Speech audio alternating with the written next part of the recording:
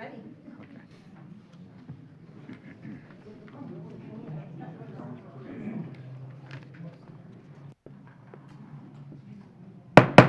I'd like to call the meeting to order.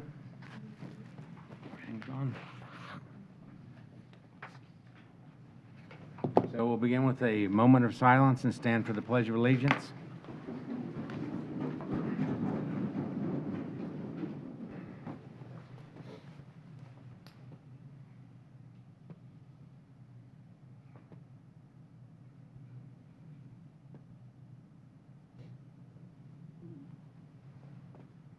I pledge allegiance to the flag of the United States of America, and to the republic for which it stands, one nation, under God, indivisible, with liberty and justice for all.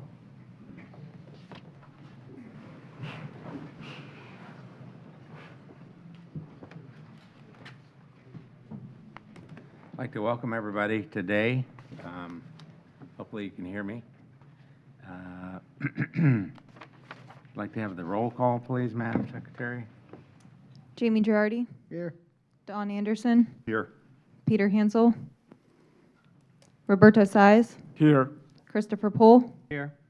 Mr. Richard Tonella representing Mr. Chris Williams. Here. And Chairman Charles Gray. Here. And proof of publication, please. The items were published in the Tampa Bay Times on August 25th, 2021 and November 3rd, 2021. All right, thank you very much.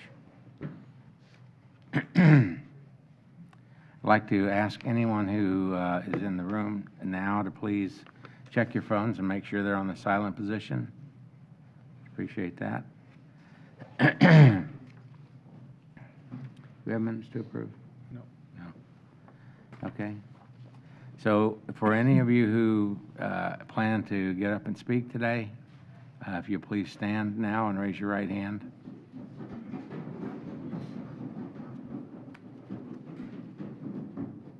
Do you swear or affirm the testimony you're about to give is the truth to help you God? Thank you.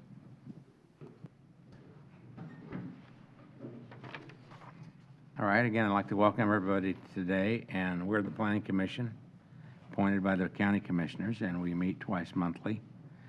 We serve as a local planning agency, and we hold public hearings and transmit to the Board of County Commissioners recommendations on comprehensive plan amendments, land development code amendments, rezonings, and conditional use requests.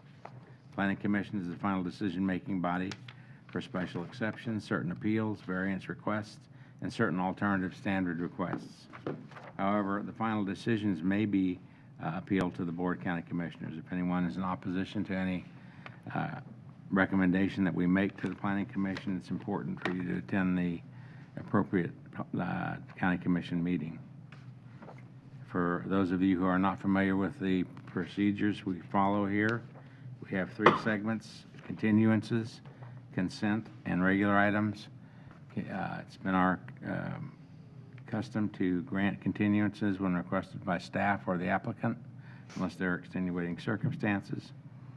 We have items on consent.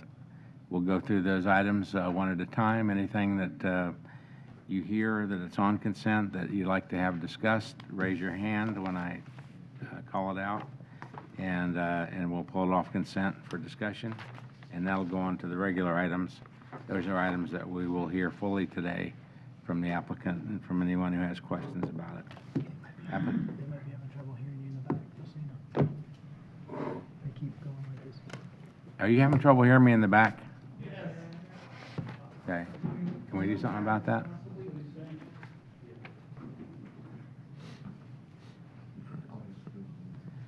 Applicants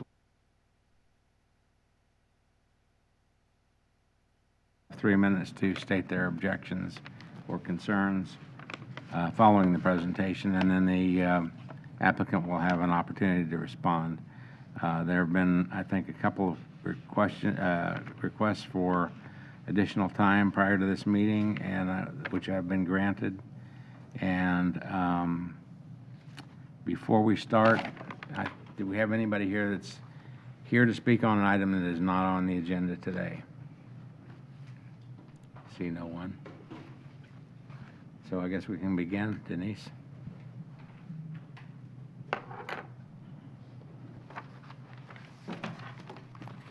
Good afternoon, Mr. Chair, Planning Commission members. Denise Hernandez, Planning and Development. We're going to start with item PC1, which is PDD 227575. It's in the name of Angela Land, Culvers, County Line Road. It's a zoning amendment for a change in zoning from an AR Agricultural Residential District and PO1 Professional Office District to an AR Agricultural Residential District and C2 General Commercial District. The applicant has agreed to record a deed restriction on the property, which is in your attachment 2, and it's in your finding of fact number 2. But some of the things that are going to be recorded in the deed restriction is limiting the uses to a 4,400 square feet of casual restaurant and 5,000 square feet of retail, prohibiting access from Lehman's Drive and Floralton Drive, specific requirements for landscaping and buffering, specific requirements for site lighting, limiting the uses in the C2 district, so basically limiting those 5,000 square feet of retail to specific uses that are in retail. And again, those are, and prohibiting certain uses. So that is the request on item PDD 227575 comes to you with a recommendation of approval. All right, thank you. Is the applicant present?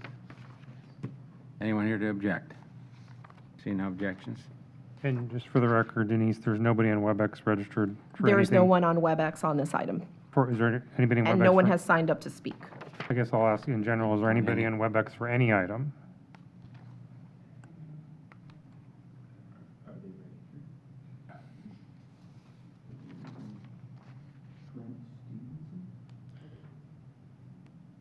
We do have some folks on WebEx for other items. Okay, all right. That are on the agenda, Okay. but not this specific Okay, item. all right, thank you. Mr. Chairman? Yes. Is this on consent? Yes. All right, I have a question. I'd like to pull it. The one we just went through? Yeah, PC1. Okay. So I'll move on to item PC2, PDD 22CU03. It's a conditional use for Pasco County Mosquito Control District.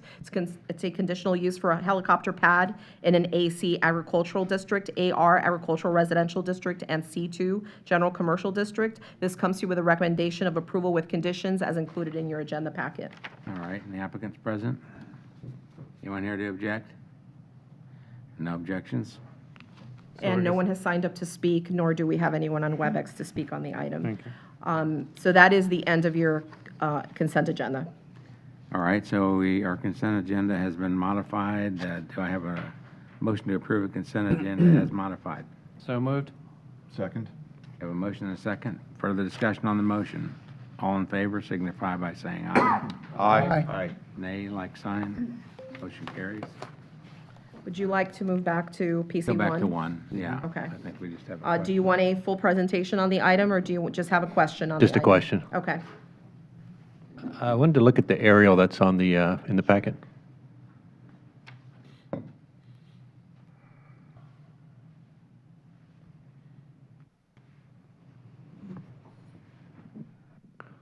Yeah, I think that's there. I think that, I mean, my main question is the access, because I'm looking, there's a curb cut that's already there, and then with the proposed site plan that was there a couple pages back, it has another curb cut. So could we use the one that's existing instead of making a new one?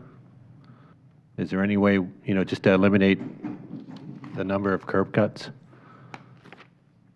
Or even tie into that auto parts store, either way. But if you look at the aerial, you can see a curb cut that's there. I should have someone from Access Management on the Okay. line to discuss that, but I believe that you may want to hear from the applicant as well and his Okay, transportation engineer. yeah, and if you can zoom in on that conceptual plan there.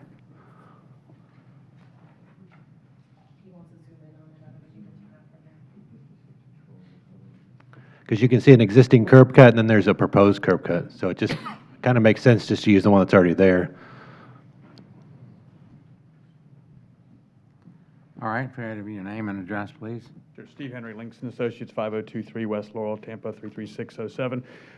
We're actually moving it further east to get better spacing between what is there. So the reality is if we leave it where it is, it's closer to the one to the west. So the idea was to move it a little bit further to the east to get a little better separation.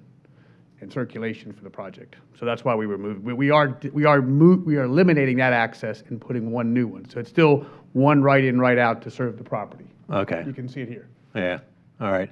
And you couldn't tie into the one to the west by the auto parts store? Could we tie into that one? Yeah, Potentially, but we'd like, Okay. I mean, this one's its own property, so we'd like to have one right in, right out access. yeah, all right. So Richard, I think they're showing, well, I guess that's to the east. Are you showing an interconnect to the west, or no? Ultimately, we'll have an interconnect, yes. The code will require we have an interconnect. Assuming they have their code required interconnect to the west, then eventually there could be a connection over to the west. Right. Okay, So we would have an interconnect. The code requires the interconnect, but what we did was we moved our driveway further east. Okay. To get better separation. all right, thank you. Thank you. Okay, Richard, you good with that? Good, thank you. All right. All right, so with regard to PC1, which is pulled from consent, I'd have a motion. I'll move approval. Second. Have a motion and a second. Further discussion of the motion? All in favor signify by saying aye. Aye. Opposed, like sign. Motion carries.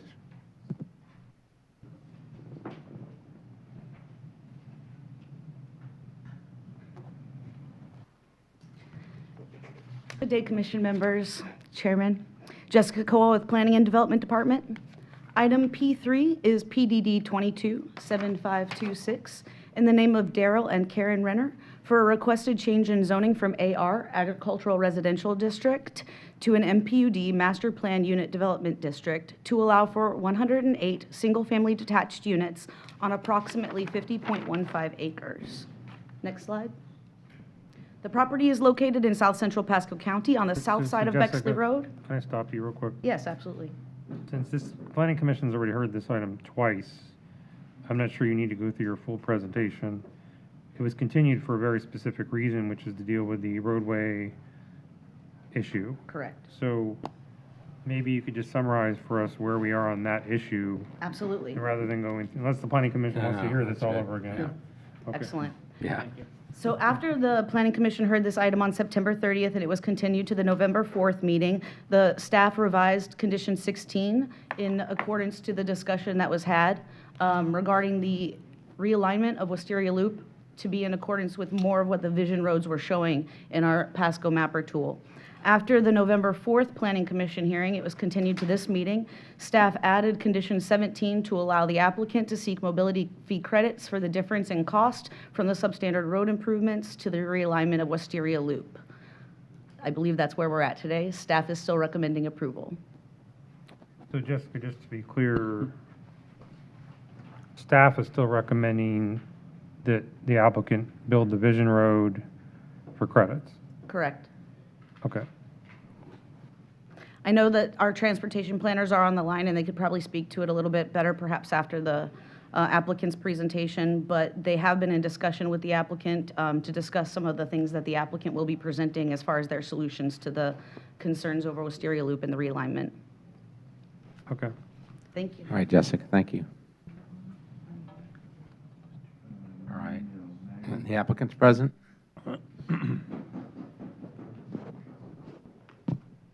Thank you. Shelley Johnson, 6400 Madison Street, and I have been sworn. I'm not going to take up too much time and rehash everything, but we did go back, as we were requested at the last hearing, and reviewed trying to straighten out that intersection on the existing Wisteria Loop alignment. Through that review, we did determine that we've got we thought it was a $914,000 worth of improvements on that road. It's actually closer to about 1.4. When you do the intersection oversight, and Mike and Razor and our engineers, Mike Razor and Paul Skidmore, are going to provide more detail on that in a moment. We're talking about $91,000 of additional improvement for the intersection to smooth that out. And so we're about 1.5. The client stands ready to do that improvement. I think it'll be a great improvement. So we did actually have some suggestions with regards to revisions to Condition 16. But we'll talk about that a little later. And with that being said, I'm going to turn it over to Mike. All right. Do you have an aerial of how you're talking about doing it? I think Mr. Razor has a plan. I believe. I know he submitted one to staff.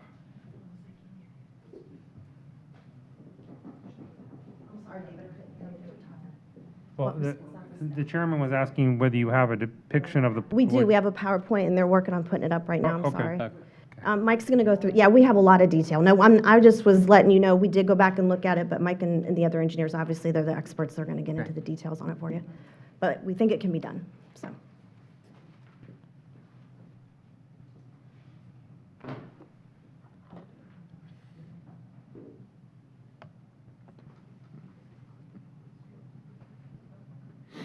Denise, this is the very end, I think it's kind of on 12 of the last slide. Yeah, the very end. There you go. Good afternoon. For the record, Michael Razor, 19046 Bruce B. Downs Boulevard, Tampa, 33647.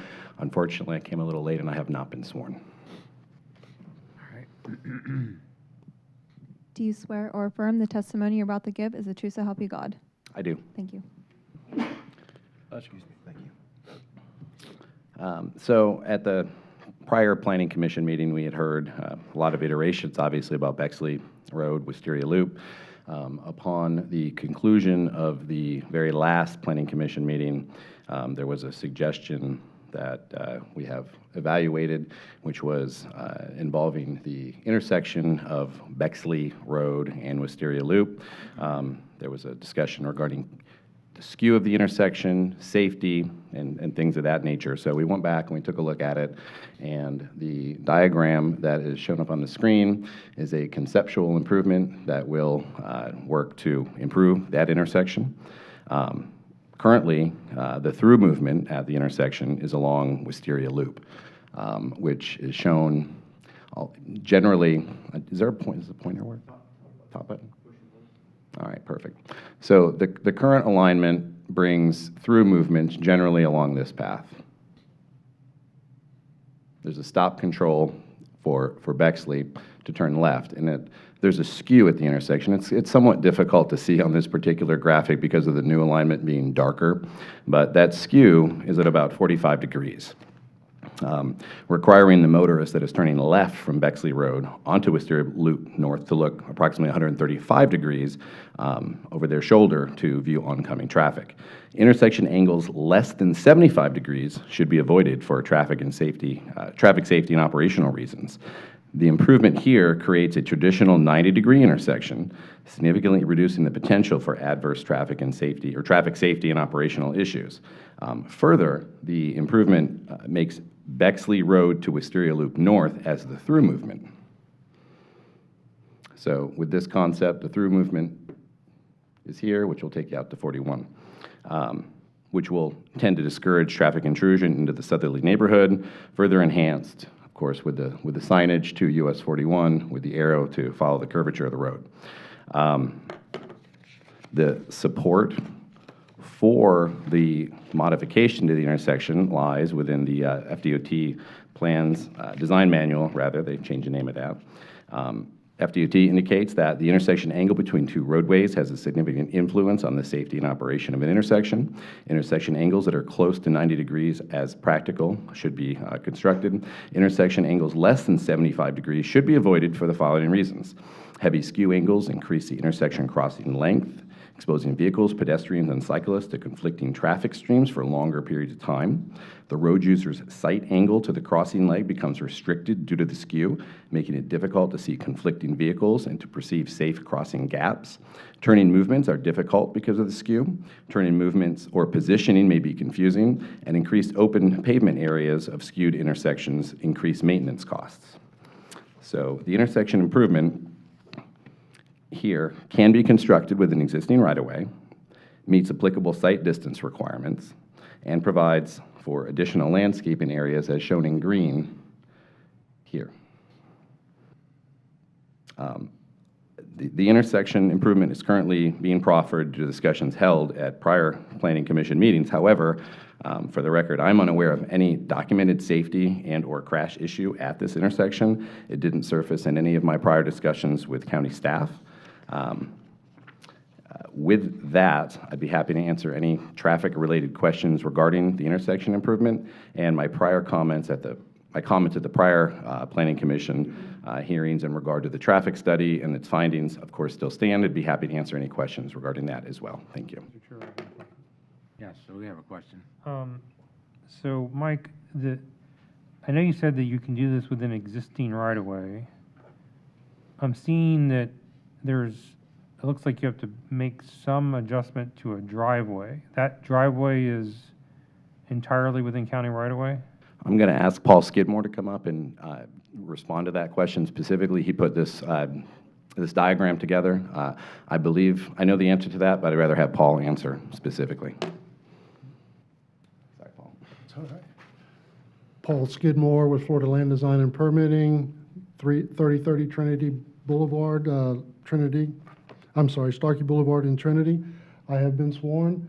The improvements will fit within the existing right-of-way. The dark, heavy lines on the outside are the right-of-way lines.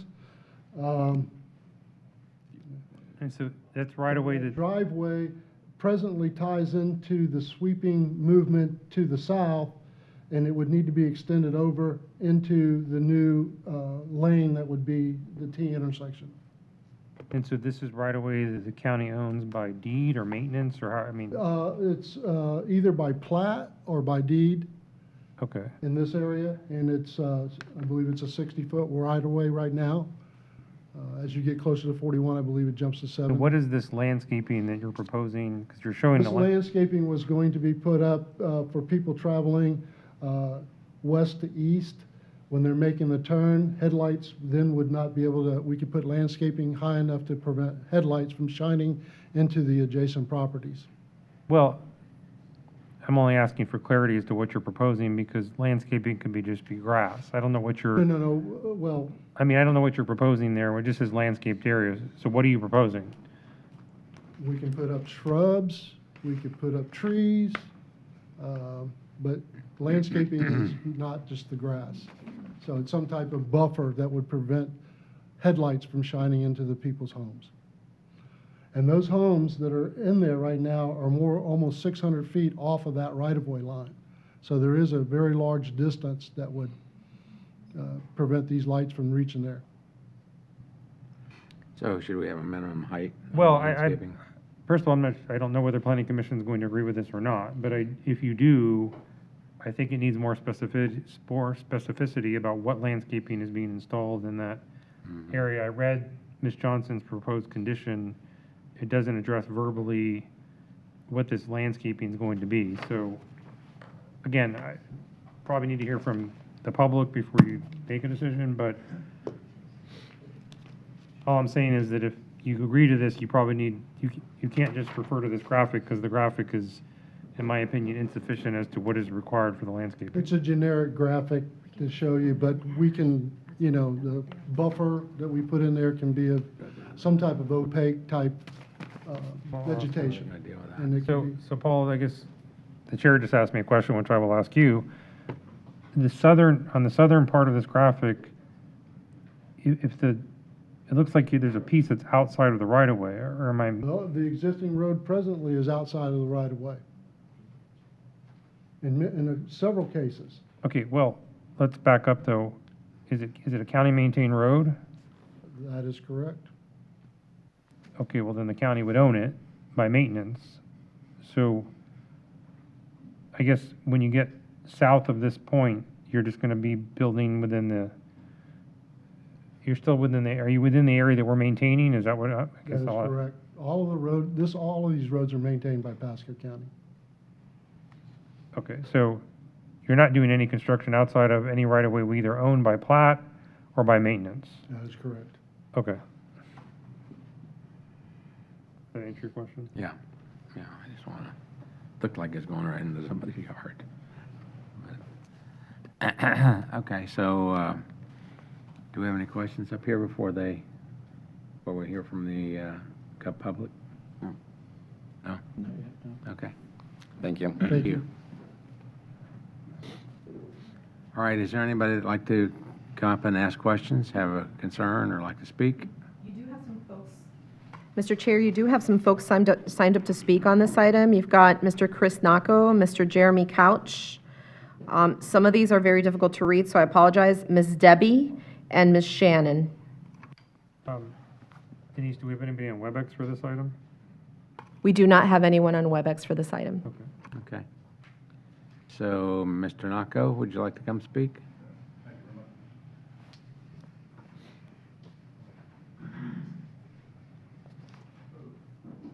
Chris Nako, 7842 Land O'Lakes Boulevard. I am here as a private citizen. I want to make sure, private citizen of the county. So I'm standing here on objection to this project. I don't believe they should be able to build homes one day. I think one day they should be able to build homes, but not today, not with this in place for several reasons.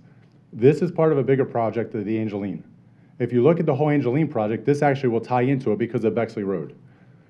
If we don't address Division Road, how these roads are going to impact the entire community, we're creating more micro problems that create macro issues. So this is a micro problem for us, people who live in that area. It's going to keep constantly creating micro issues. Right here, if you don't mind, I'm going to step over for a second. There's a pointer. Oh, can we give him, can we give you You guys the are more portable mic or sophisticated. something? Yeah. It's going to work. Chris, What's that? you want to use this? Oh, that's all right. I'll just point. So at the bottom of the screen right there, thank you, Chair. At the bottom of the screen where it stops, that goes in with Wisteria and Gardenia. Those roads, this area right here is wider than that area. That's gravel. I didn't realize the county maintains it. There's potholes everywhere, but I don't think people who live there care. This will absolutely impact it. So as we're looking at this project, I mean, at first there was discussion a couple weeks ago about building that Vision Road in there. That Vision Road would have helped the macro issues because we're planning ahead for the Angeline project. It will be coming through. There's train tracks. There's a legitimate place where CSX will allow people to pass. If we don't address those issues now, we never will. All it's going to do is create more congestion, more heartaches. It's going to continue to address and be an issue for people living in that area. So that's why I object to this program. I don't object to building houses, but build the houses when the roads are in place, when everything is ready to go. Because when the Angeline project comes before you, and we're talking about roads, this is going to be impacted, and this is a Band-Aid on a gashing wound. We got to deal with the gashing wound first before we address it, before we try to put a Band-Aid on it. So with that, I appreciate it. Thank you all very much. Can I ask Thank you. One I'm question. sorry, just to be clear then, so are you saying you're opposed to the project, or you're only would support it if the Vision Road is built? I'm trying to figure out which is it? I don't agree with this project as it is right now. If there were other issues that would take care of the Vision Road and then also would address where it goes with Wisteria and then addresses into Gardenia, that's another problem that needs to be addressed. So my thing would be, let's have a master plan for the entire road system that will address up through Bexley, especially where the railroad crossing is. Please, I would say, if you're going to take a field trip out there to see it. Because as a county, and I know federal funding just came through, is going to be coming through the state of Florida, we should use that money to address from the Ridge Road extension all the way to 41 to see how these things can all connect together. Because if not, we're just going to keep doing little Band-Aids that are going to ruin communities. But in reality, we can plan ahead and create roads that will be sophisticated enough to handle all this traffic and to handle everything going forward. So, just want to be clear then, because staff, that's why I asked staff the question, what are they recommending? Staff is recommending that the Vision Road be built. Mm-hmm. You're saying that even with that condition, you'd still be opposed to this project? I would be opposed to that project. It would be it would be a positive step forward, but even with that, I would disagree because I think there's other issues that need to be addressed first. Okay, thank you. Thank you all very much. Thank you.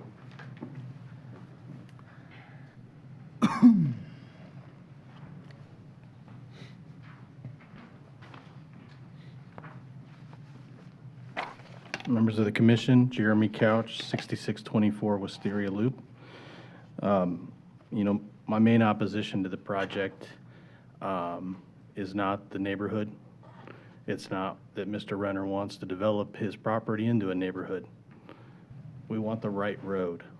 When you look at the section there, which I didn't hear any evidence that construction is actually on property that the county owns. It looks like it's off. But if you look at the 80-foot wide Vision Road, this planning commission made a decision 2 weeks ago that recommended on Clark Clark gave the right-of-way. The ponds are there, the path is there. If you look at the 80-foot typical section, that's what our county needs, not a 20-foot, 22-foot Band-Aid. What's going to happen is if the road's not built now, the county's going to have to pay to build it, or some other applicant in some future time period will be here saying, hey, why should we build the Vision Road? Let's just use Wisteria. And it's not going to be the right improvement. So I support the project with them building the Vision Road. Thank you. Thank you. So I'll ask you the same question then. So you support staff's recommendation then? I support staff's recommendation. I mean, you guys have given them mobility fee credits. You know, if you're going to build, so, you know, the argument for this neighborhood is that it's Res 3. They come up and says, Res 3, urban infill area, this is where a county wants to grow, Res 3. That's fine if you have the infrastructure to support that. And doing a substandard road improvement's not enough. It's not like this is on 41 or on a collector road. It's a little teeny tiny road. And so we're going to widen it to get back there. That's great. I'm going to give you some other evidence, testimony. Immediately south of where their improvement ends, I'd say a month and a half ago, a tractor trailer came up from the south, hit the corner too hard, doing a big delivery, and got flipped over in the ditch and had to get pulled out the next day. And then the county had to come in and patch the road. So there is absolutely a safety issue south of here. I come up from the south, and a lot of people come up from the south. That's not been addressed. If the Vision Road is built as shown on the Clark MPUD, I don't think you're going to have those issues coming from the south. Really, it just needs to be built.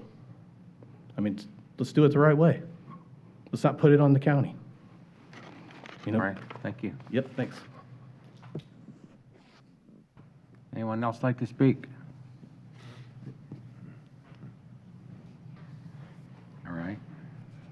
Shelley, you have a, There's two other speakers. Well, the rest of There them- are two yeah. other people that are signed up. are? Ms. Debbie, last name starts with a K, and Ms. Shannon, and I cannot tell what the last name starts with.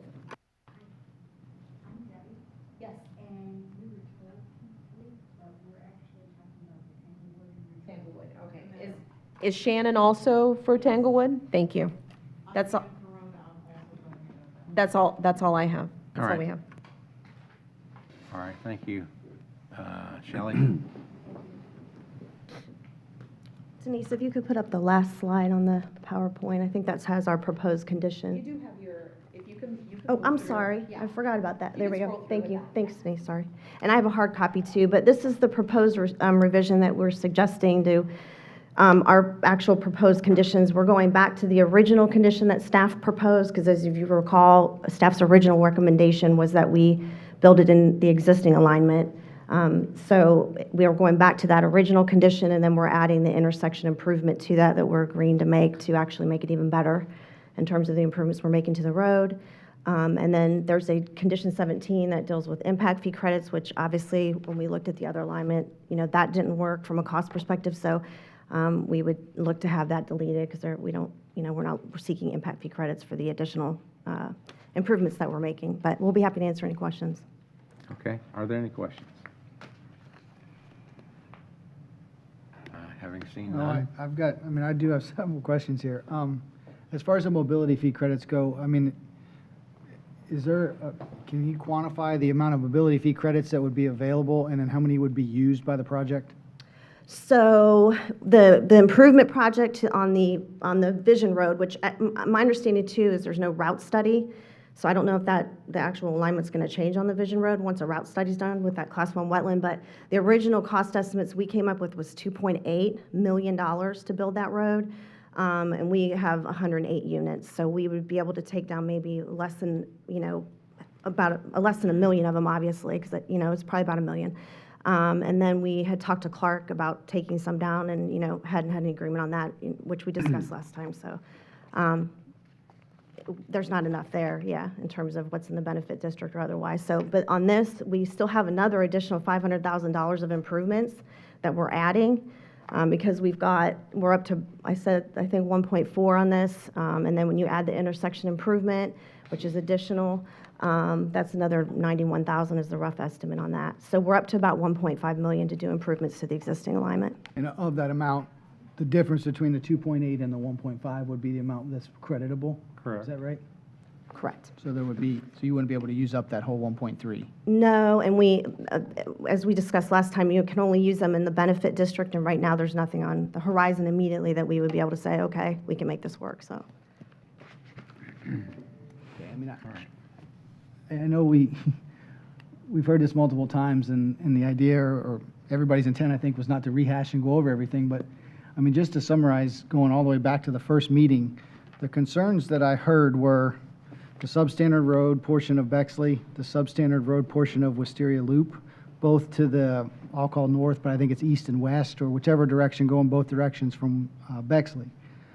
The diversion of traffic going to the south, and that was substandard. There wasn't enough width there. I think, in my opinion, I think a lot of these are addressed with this proposed condition that they improve and bring up to standard Bexley and Wisteria Loop out to 41. They've diverted the traffic to where less traffic movements, and it's not the direct route to send people to the south down Wisteria Loop. I think these people are, I mean, it's 108 units, and I think they're getting saddled with a huge burden to do a vision road that hasn't even, my understanding, even been fully planned and vetted as far as the route study goes, and to saddle them with the full brunt of the improvements is asking them to take a big bite of the apple for something that, in my opinion, should be done by the county. And that's just my opinion. Well, could I just clarify one point, though? You don't necessarily need a route study to build a road within an MPUD. So the MPUD developer could establish that route as part of their, you do a route study when the county is going to build the road. If the Clark MPUD or the Renner MPUD were building the road, they can help design that route. It doesn't necessarily have to be a route study. Yeah, I guess my point here is we don't really even know, and I don't think they know fully what all of the ramifications and implications of putting the road through the Class 1 wetland, through the area that they're going to be tasked with putting the road through. I just think it's a big burden to ask of them, and that's just my opinion. Anyone else? I don't know. On the other hand, sometimes I see a lot of times with the county is the last one in is, the last guy in is usually the guy that's got to fix everything. So there's like two sides of the coin. First guy, I mean, do you want to do it up front or do you want to do it at the end? And it seems like, well, a lot of times we just do it at the end and the last guy in is the guy that's paying the brunt. I believe that we cannot expect to do it at the end. I believe we need to have the right infrastructure in order to approve this type of development. What I see is that we don't have it. We don't have a clear path of how the road will be or what we needed. I see the road that is planned is deficiency. And honestly, I don't against any type of apartment complex, multi-use. I totally support those when they are well planned and we have infrastructure that can cover the minimums. And safety is one of those issues that we have here. I hear that the road will be done enough that will provide a lot of traffic, not just cars, people who walk, and I don't see how we can approach this. Yeah, I guess my only point on that is if this is the only project and this is the last project in this area using these roads, this discussion of the Vision Road would not even be out there. The Vision Road's being discussed because of all the other future and potential uses, the Angeline project, Bexley, all the other things that are gonna in the future use this road. So, I mean, they're making an interim improvement to that intersection to address today's concerns with the loading that they're gonna produce on that road.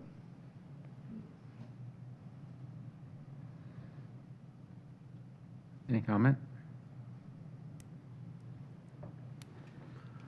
I guess, well, how do you get there then if other people are going to use it, but they're not going to pay for it? I guess that's the question. How do you get there? Well, I mean, to me, I think that comes back to the question of, I mean, how do Vision Roads get built? I mean, do they get built with people paying mobility fees that are using them?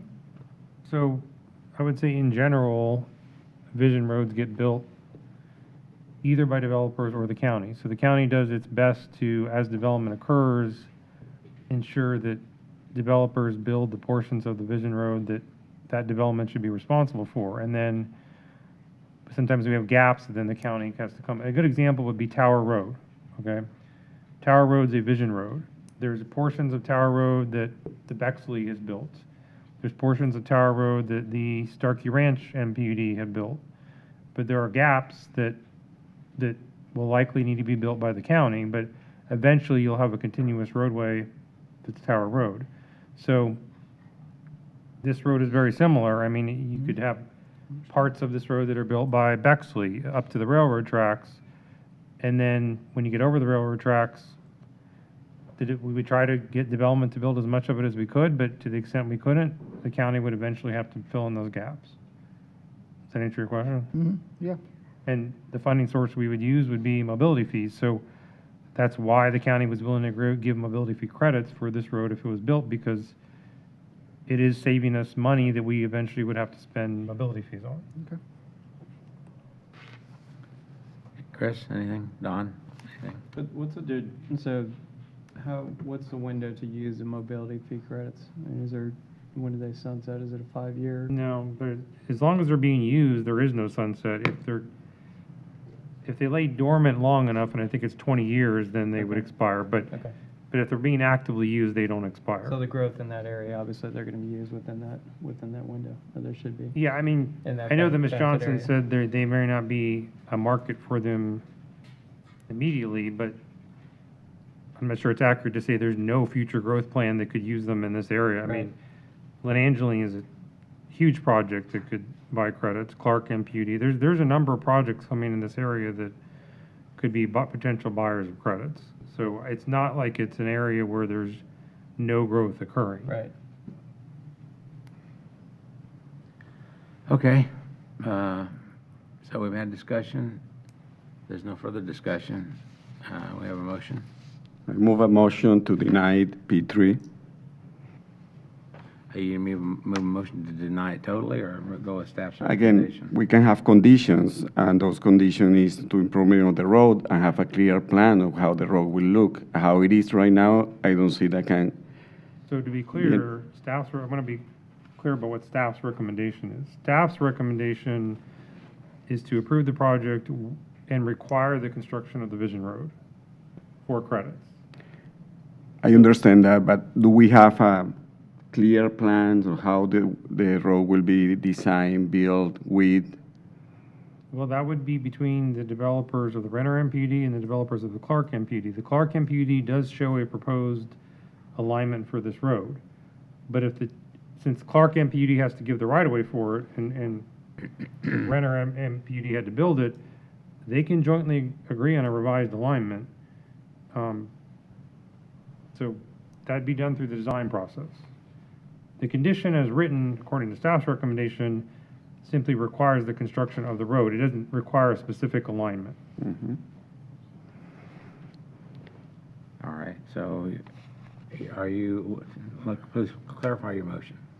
Again, yes, to clarify, I keep my motion, and I can say that can be flexible. You can see exactly how the road will be built.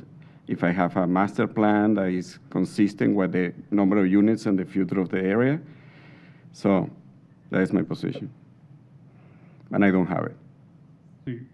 So your motion's for denial? Mm-hmm. Okay. Okay, so we have a motion for denial. Is there a second motion?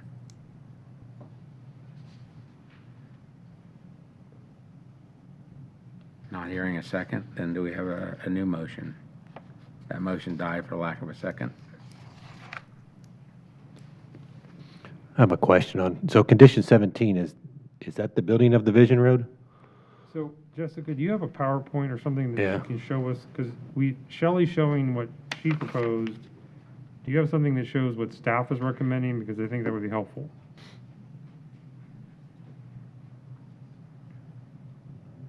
David, while she's pulling that up, just for my clarification, as far as mobility fee credits, and if they're unable to use the mobility fee credits, I think we already established and talked about last time, that they can sell those mobility fee credits, correct? Yeah, in fact, the condition says that. That's why I was hoping Jessica could put it up, but I think it's the condition that's also in your packet. So Does the onus of selling those go on the developer, or is that something if somebody else comes in and the county says, hey, there's mobility fee credits out there, go see Renner? It's generally on the developer. There's one area of the county, which is Villages of Pasadena Hills, where we do have to tell them to go see somebody else because it has a credit registry process, but that's unique to Pasadena Hills. Gotcha. The rest of the county would be on the developer to find a buyer. But it's possible other developers would approach them, but we don't require other developers to approach them, if that makes sense. So, But do you have a depiction of it rather than just, so 16 and 17 are what staff's recommending, and the difference is that between this and what the applicant's proposing is letter B on 16. It says, construct new realigned wisteria loop section of the roadway within the Clark MPUD. And then condition 17 talks about credits for that realigned roadway.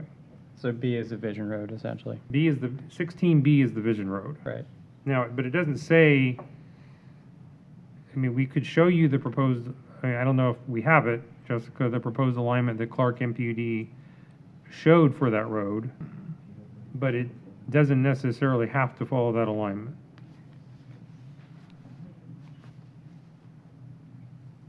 Jessica, do you have a graphic that shows where Clark MPUD showed that road? Yeah, if you can go to the applicant's PowerPoint, they do have one of the, it was like the second, I believe, slide, shows the alignment through the Clark MPUD.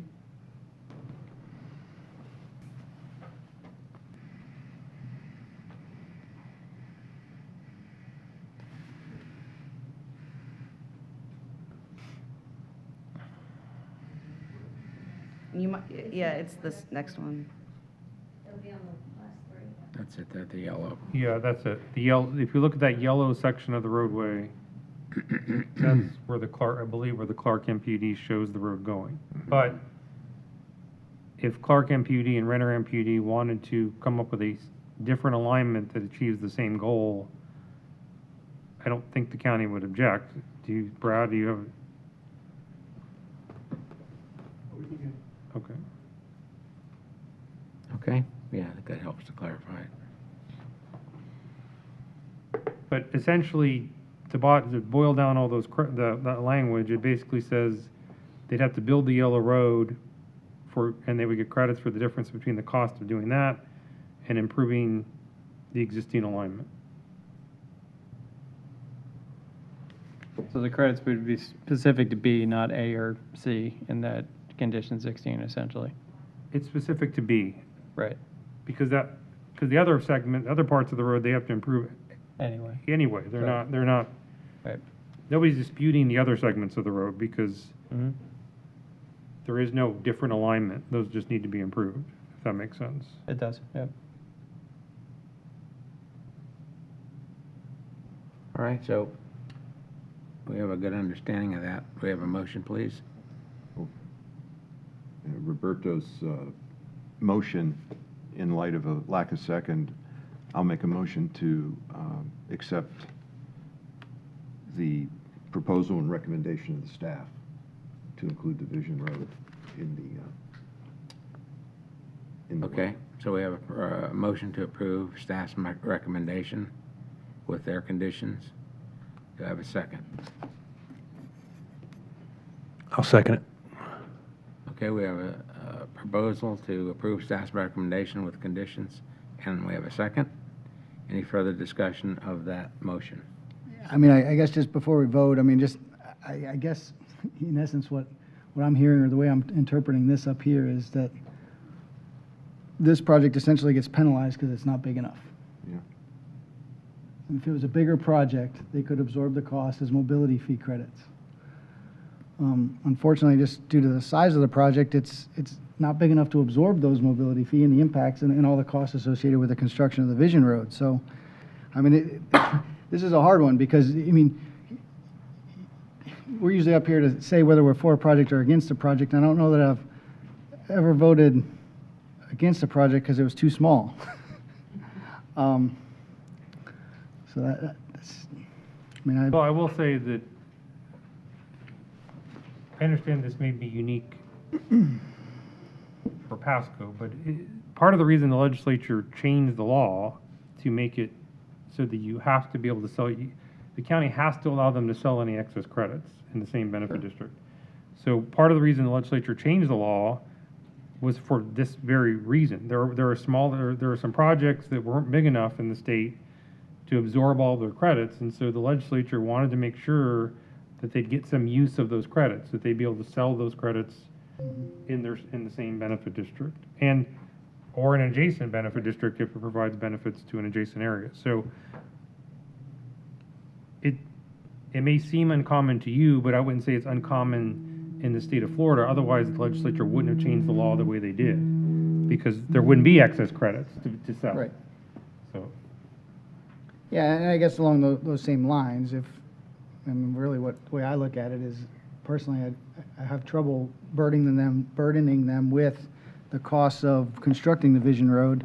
However, if they're approved without having to construct the Vision Road, they don't have to pay even what I would consider as their proportionate share or their fair share to the construction of the Vision Road. So I guess my point of thinking on this isn't right either. So Yeah, the other thing I would add, just, I can understand why Mr. Couch is taking the position that he is, because if you have to understand that if they just paid us, because they don't get credit, build the road and get credits, they're just gonna pay us mobility fees. And that means it's just gonna go into the county's general pot of mobility fees. That's probably not the road we would build from that general pot. I'm just being honest with you. Sure. So it is a way, if you're Mr. Couch, it is a way to ensure that he gets an improvement that's going to benefit this area as opposed to it going somewhere else in the benefit district. But I understand your point too. This is a policy decision you all need to make. I'm just telling you the facts. Yep, no, I I understand. don't disagree with Jamie's comments, the economics of it for a 108 unit to bear the burden, but I don't see a way to reconcile what we want in a future site. All right, so if there are no further comments, we have a motion and a second. And if there's no further discussion, all in favor signify by saying aye. Aye. Aye. I oppose. Aye. And opposed? One, yes. One, okay. So the motion carries, one nay.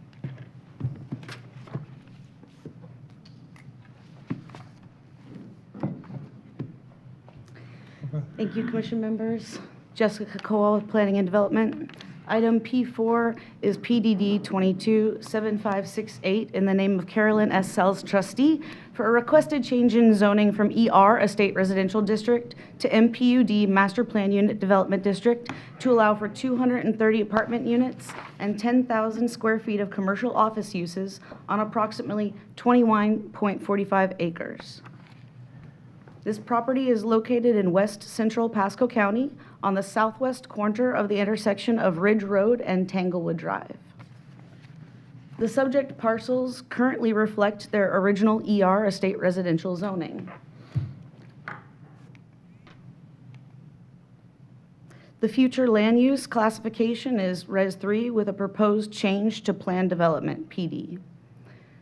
The subject site contains residential dwelling units and is within the central market area. The site is outside of any service expansion or service areas and all the rural areas.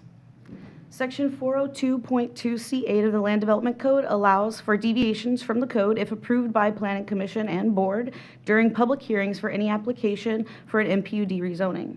Variations shall be allowed where the BCC specifically finds in the particular case that the proposed variations meet or exceed the intent of the code. The applicant is seeking the following variations. Section 805.6, restrictions on post-development wetlands, upland buffers within residential lots, and non-residential parcels. This requires post-development wetlands and the required upland buffers to be platted as conservation tracts. Said conservation tracts are required to be deeded to an HOA, CDD, or Merchants Association for tax and maintenance responsibilities. Per staff analysis, the LDC requires residential future land use classifications of 3 and higher to plat wetlands and the required upland buffers as conservation tracts. However, future land use classifications of residential 1 and lower may accomplish the same identification, delineation, and protection of wetlands within conservation easements rather than tracts on a plat. The applicant's proposal to enter into a reciprocal easement and maintenance agreement for the wetlands and required upland buffers is agreeable to the county for non-fee simple residential units and non-residential development meets the intent of this code provision. Next slide. LDC Section 901.6D11, street design and dedication requirements, design and construction, continuation of existing street patterns, and street access to adjoining properties, requires streets within the proposed development to be connected to adjacent areas to provide for proper traffic circulation. Per staff analysis, providing an interconnection to the adjacent properties west of the subject site is not possible due to the existing platting subdivision, and an interconnection to the south would require impacting a Category 3 wetland. Therefore, the applicant is proposing to provide a vehicular connection to Ridge Road and an emergency access only to Tanglewood Drive. Next slide. Section 905.2C1G, use of existing non-invasive plant materials, requires an alternative standard application to be submitted to utilize existing non-invasive vegetation to meet the intent of the landscape buffer requirements where required. Per staff analysis, the use of existing non-invasive vegetation is encouraged to protect healthy and viable vegetation while assisting in reducing erosion. The landscape buffer requirements, in conjunction with the existing vegetation, can be verified at time of construction plan review and approval. Therefore, the applicant is proposing to meet the landscape requirements set forth in these conditions of approval and to use the existing non-invasive vegetation to meet those requirements where feasible. Next slide. The applicant is also seeking a corresponding comprehensive plan amendment on the 20-acre, more or less, parcel for a change in the future land use classification from Res 1 to PD, Plan Development. This MPD rezoning petition would not become effective until the corresponding Plan Development future land use classification change becomes effective. The proposed request is consistent with the Pasco County Land Development Code and its applicable provisions of the comprehensive plan. Next slide. Presented here is the proposed master plan, and this does come to you with a staff recommendation of approval. Thank you.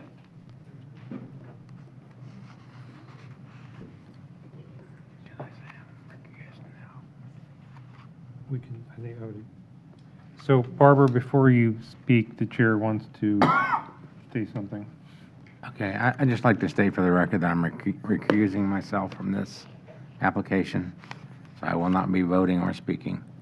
And you're also having Mr. Girardi act as chairman for this item? Yes, I'm turning the gavel over to Mr. Girardi.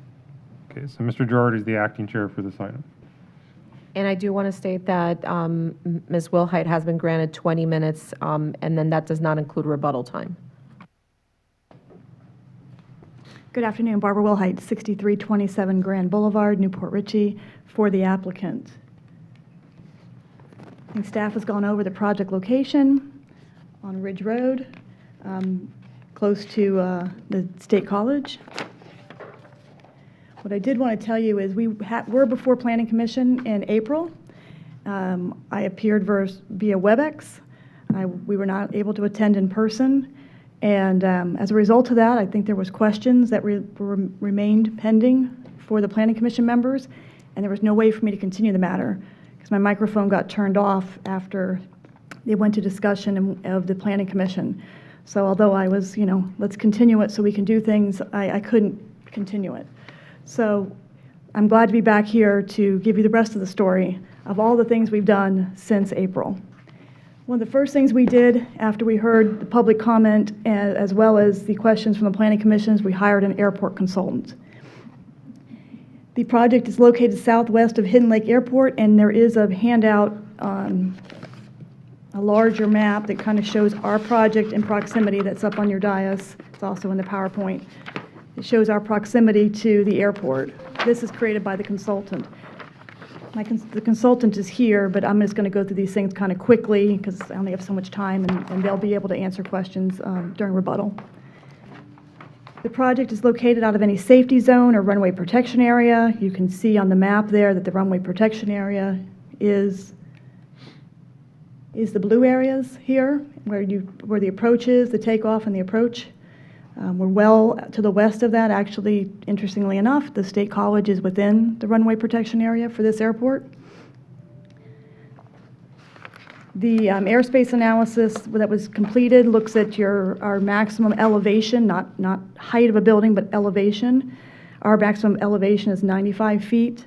The maximum elevation that the no structures can exceed per the study, the analysis of the airport, of this property in comparison to the airport, is 95 feet, so there's an 81-foot clearance. So this structure presents no hazard to airport navigation. And that reinforces what we did have at Planning Commission was we had an FAA determination that we brought to you that there was no air hazard, no obstruction to air hazard, no obstruction that created an air hazard. But the criticism was, well, maybe FAA didn't know about this airport. So we went that extra step, hired an expert that came in and took a specific review of this airport and this property and made these conclusions. The other thing that I asked the consultant to do is regarding airport compatibility, residential to airport. There is such a thing as airport land use compatibility for public use airports under state law. And what that statute says, and it's quoted here in the left-hand corner, it says that what you look at as a county is, as a starting point, you look at half a distance of a runway all the way around. And that's the area then you start looking at what uses are compatible. This project falls outside of that area. So even if this statute applied to this airport, which it doesn't because it's a public use airport statute, and even if it doesn't exist because the county doesn't have airport protection zoning yet, but if it did, this project wouldn't fall in it. And that's really important because people are going to stand here and say that this is not compatible and shouldn't be here, but the actual statutes say, yes, it is compatible. So we can talk about that more, but I think that's just kind of an important point to make.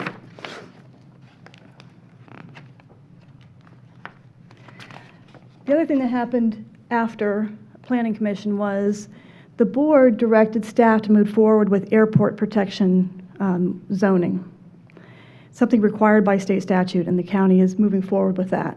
It generally only applies to public use airports when it comes to land use compatibility, but the board directed that this ordinance specifically apply to Hidden Lake as well. So when the ordinance is created, it's going to also protect Hidden Lake. Our project will be subject to that ordinance. We have not objected to that ordinance because we are not going to be inconsistent with that ordinance. So, and I think that's important for the airport because we did an airspace analysis regarding our height, but for us doing it, it would have been required. Pasco County would not have been a part of their review. So I do think it's important for this airport to have protection under the county's new ordinance, and that is moving forward. The other thing we worked hard to do was refine the site plan, and we have the two different site plans on your dais. Kind of shows the two different where we were when we came to Planning Commission and where we are now with our project. Some key elements of what changed.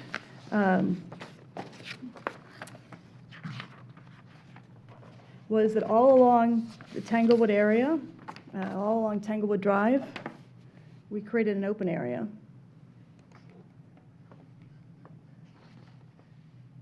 So as you can see along here, this is all open space now. So at the intersection of this existing community and down all along the drive into their community is all now a large open space area. What's intended here is a community public park and a pond, which by doing that, it moves all of the structures farther west. The other thing we did was locate another pond. These ponds were already here, this pond and this pond. It's always been part of our design to create additional buffering. We added this pond, and we added a mixed-use building here. This is a 4-story mixed-use, vertically integrated building. We always hear the county saying that's a form of development that residents in the community likes, and we've added it. So the first floor will have retail, and over top will be apartments. Retail will have a cantilever design so that there'll be outdoor eating spaces. We envision bagel shop, coffee, pizza, with nice outdoor areas. So our college students that are just to the east in walkable distance can walk over here, will have Wi-Fi, you can sit in the park, you can work on your computer, you can have coffee, you can sit in the area around the coffee shop in undercover. And then what we did was clustered our project right here in the middle. This is an interior corridor design, unlike many of our projects that are open corridors, open breezeways. This will look like and feel like a condo on the inside. What this project, by clustering here, what this allowed the project to do was to provide very large setbacks to the existing homes.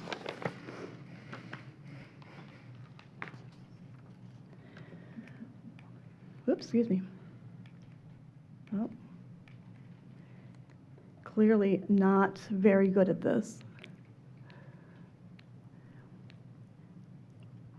So the setbacks to the west is 300 feet from the closest home on our west side.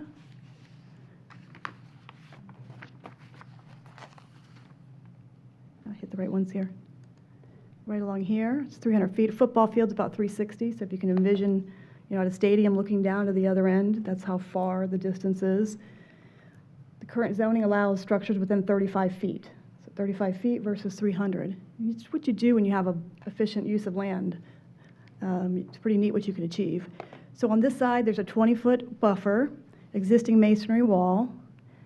In that 20-foot buffer, we are planting arborvitae, 10 feet on center, 12 feet high at planting, in a 20-foot buffer, and then the pond. The structures here, which are garages, are 1 story, single story, just like the homes are single story. We removed the carriage houses. It was initially planned to have carriage houses, which mean residences. So these will just be structures along here. Along this side, there's quite a bit of existing buffer. You can see it here, and I'll show you in one of the next slides. But on this side, we were able to pull back our pond 30 feet. So it's a 30-foot buffer there. I think 10 foot's required by code. It's 3 times the buffer required by code. By pulling that back, we can maintain the existing vegetation here, supplement it, put a wall, a fence in, and then our pond.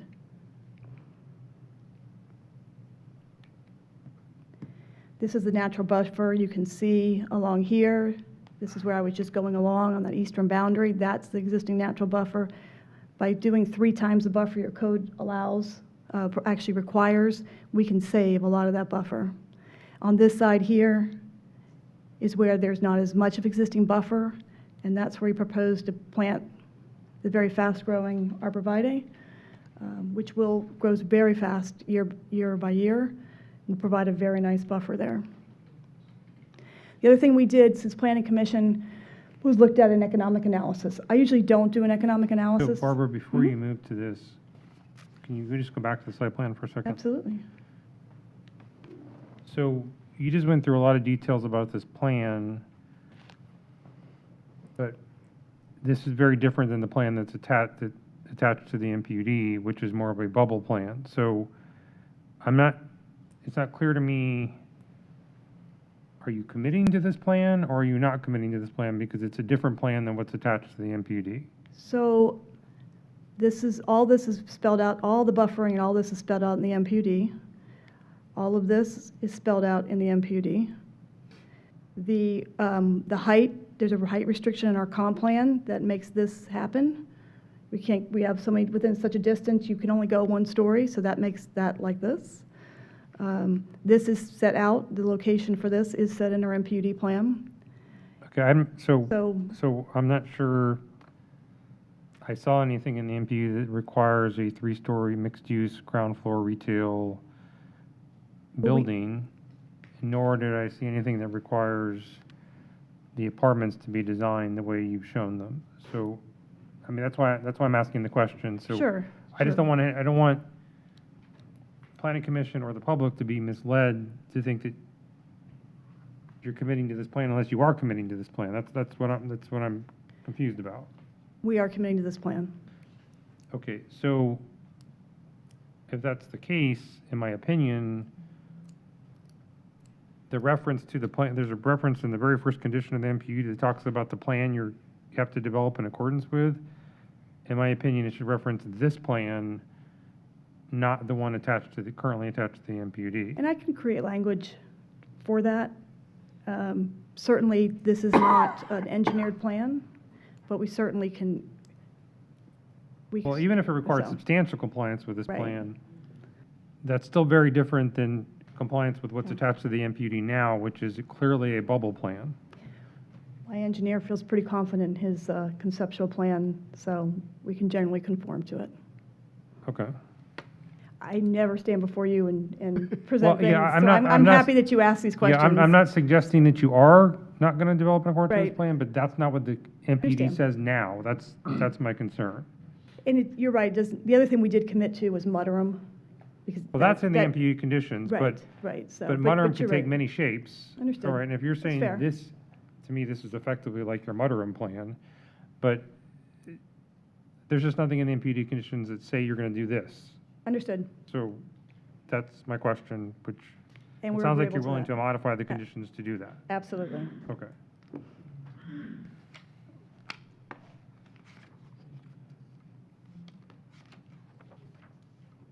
Barbara, while you're on that site plan, just to confirm, there is no proposed access except for emergency access to Tanglewood, correct? That's correct. Okay. That's correct. We prepared an economic analysis, which is quite interesting. I usually don't do them for my projects, 'cause I don't find them that interesting, because yes, we got to pay mobility fees, and yes, we got to pay taxes. But this one's really interesting because it's infill, and it's a redevelopment of an existing piece of property that has a home on it. Our mobility fees, impact fees, building permit fees are about 3.4 million, not anything too interesting other than saying we're going to pay those. But what is interesting is ad valorem taxes. Our project's going to pay about $815,000 a year in ad valorem, $3,426 per unit, compared to the current $8,290 paid per year. The homes around it are paying about $2,500 per year. So what's interesting about that, in 10 years, this project's going to pay $8.1 million. If it stays like it is, it's not developed, it's not redeveloped, it's $82,000.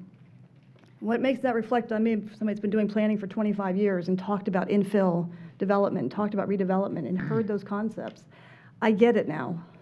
I get why those are so important to the county, because it's important to use property where you have the infrastructure and to use the most efficient use of that property. So this goes through those numbers. What I think's interesting here is take a look at the school board. Okay, $300,000 a year. That's going to go to their $200,000 to their operating and $100,000 to their capital. I'm rounding. That's a significant contribution. And you think if project after project was put in the right place and where the infrastructure is, and efficiently use their property, what that does for the government to be able to provide services. Also looking at new economic impact, there will be an income requirement for this project. This is a Class A project. A lot of criticism that it would be an affordable project. It's just absolutely the opposite. Affordable, you only can make a maximum income. This project, you have to make a minimum income. The minimum income is $65,000 per year household. The median household income for the Tanglewood area is $59,000. It's fairly similar. The economic impact of having density in this location is bringing per year $13.8 million of income, combined income, to this area versus what's now, which now is the average household income for one home, which is what's on there now, which is $59,000. $59,000 versus $13.8 million. Projects that infill like this will change Pasco County. You'll see these blighted out strip plazas having businesses in them. You'll see a change, and that again is why the county has incentivized redevelopment and incentivized infill and made it a priority. Since the Planning Commission, the board approved the transmittal of the comp plan amendment in June on a 3-2 vote. Department of Economic Opportunity got a lot of comments from the residents, but it issued a letter of no comment and no concerns in July. And this is a picture of their letter. So why is this the right location? This is actually from the county's PowerPoint presentation. I copied it, and maybe that's not allowed, but I copied it from the PowerPoint presentation that the county made to the Economic Development Council when they were updating regarding Ridge Road extension. And 1/3 of Pasco's population lives within 2 miles of Ridge Road. 1/3 of the county's population lives here.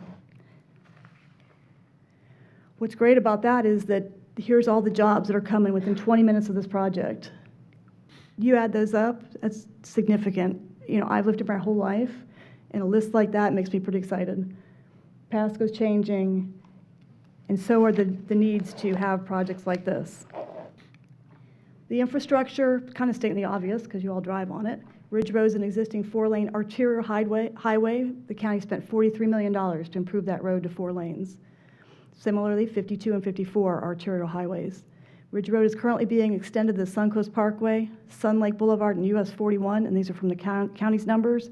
Total construction cost, $149 million. It's a $200 million investment in infrastructure for Ridge Road. This project is on Ridge Road. With our background traffic plus our project traffic, the volume over capacity ratio will be 0.77. Most of 54 has a volume of capacity of well over 1.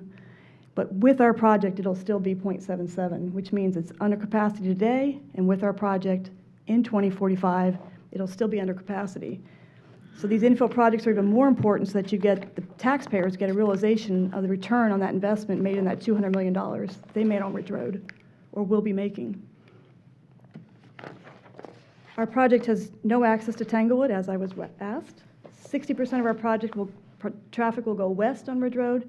30% of our project traffic will go east on Ridge Road. Kind of makes sense because that's where the capacity is. 3% of our project will go down Tanglewood. We're going to be served by central water and sewer. We'll have to extend the central water and sewer. We get asked this third question a lot, and I obviously have a typo there. Will Tanglewood Drive be used to connect the project to utilities? The answer is no. Utility connections will be made from Ridge Road only. Drainage, it's all very technical here, but what I highlighted there, which was our project will provide a net improvement to the drainage within this local subbasin. There is not a lot of drainage infrastructure in the existing pattern of development out there. We will improve that situation. Something I never get to show on any of my projects is the infrastructure for existing bus and bus routes. At the front door to this project, there's an existing bus stop with 2 bus routes that will take our residents all around West Pasco by bus. Again, a huge investment made in the buses. Let's use them, and this project will be able to use those buses. Another big investment is the parks and trails. There's an existing trail within Ridge Road. There's a trail system that's being extended to the Suncoast Parkway with the extension of Ridge Road. It will hook up with the north-south along Suncoast Parkway. So you can go out this front door, and we'll be able to go all the way to Suncoast Parkway, go to Hillsborough County, all on your bike. And going to the west, you can take your bike to 4,000 acres Warner Boys State Park. Not a lot of the points in the county that you have that kind of infrastructure to be able to do those things. I know we have plans for the future, but this is now when our residents live here. And that's a map of that. We're 663 feet west of Pasco Hernando State College, currently zoned for Cypress Elementary, River Ridge High School, and multifamily generates less students. I threw in the analysis, the school impact analysis that the school board did. They have no concerns or objections regarding our project relative to their school capacity.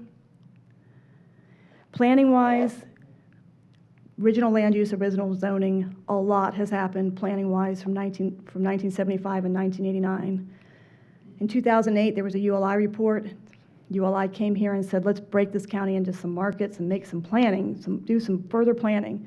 So they broke the county into market areas. This property was included in the west market area, and it was included in the urban concentration area, where your most dense development, where your infill and where your redevelopment is supposed to happen. Noteworthy is we wouldn't be here today if the county had implemented those market areas and those policies of urban service areas and amended the comp plan consistent. There is absolutely no reason we have a Res 1 land use in an urban service area. but for the county never fixed it. So here we are coming forward to make our project consistent with what the county adopted. Res 1 is no longer consistent with the comp plan. You don't have Res 1 where you have public investments in infrastructure. There's a policy that really discourages Res 1, large lot developments. West Market area, we follow, says a significant inventory of affordable housing neighborhoods shall be enhanced through the infill and redevelopment in a manner that which will strengthen their vitality. This $50 million investment, $13.8 million in income for our residents coming here will strengthen. It's a very unique location. We've got parks, we've got trails, we've got a bus stop, we've got Ridge Road, we've got the VA Center, we have the college within walking distance. West Market area vision. Pick those unique locations, provide choices of living, working, shopping, education, employment, and leisure. We have all those things. I have never seen anything fit in the missions and the visions of a project like this one does. Urban concentration area, talks about minimum densities, says that density is not your enemy. That's my paraphrasing it. Planning rural areas, this obviously not anywhere close to rural areas. Did the Harbors Market in 2013, put this in the central district of the Harbors Market. It's a redevelopment infill plan, and it says central district vision, provide parks, open spaces, connected street networks, and encourage mixed-use infill development. Perfect fit. And I did that right on time. It's like you practiced. So I have my team with me. I have Steve Henry from Links & Associates. I have Jeremy Couch, our project engineer. I have Douglas Saunders, our airport consultant. And I have Steve McConaughey, a developer who actually has his office across the street and has done $400 million of projects in Pasco County. He's from this area. He's done projects in Pasco. All of us will be available for rebuttal and questions, and I thank you for indulging me for 20 minutes. Okay, Barbara, before you sit, is there anybody who has questions? Now, I'd like to hold them. Just to clarify the utilities, Barbara, so you're bringing the, yeah, I was going to say you can't talk, Chuck. Habits. So you're bringing, maybe you need to smack him underneath to wrap his knuckles. So the utilities are coming down Ridge from Decubulus to the front door, essentially, so they will be there for future expansion if Yeah, we're bringing it in. We have not designed the system. We have to bring it to service our site. Right. But certainly if the county wants us to upsize or something, we certainly can do that.